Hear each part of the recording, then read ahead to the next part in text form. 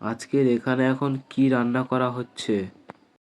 Hello guys, কেমন আছেন সবাই? আজকের একটি রান্নার ব্লগ নিয়ে চলে এসেছি। আজ আমার একটি দাদার আইবুড়ো ভাত আছে। তো এখানে আমার একটি জেঠিমা আলুগুলো কুচিয়ে নিচ্ছে।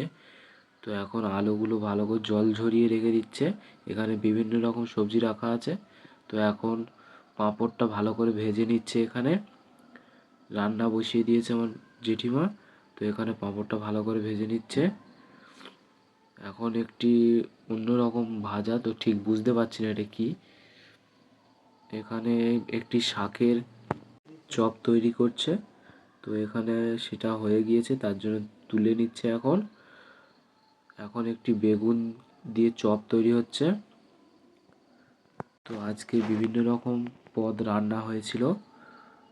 তো এখন বেগুনগুলো ভেজে নিয়ে তুলে নিচ্ছে ভালো করে।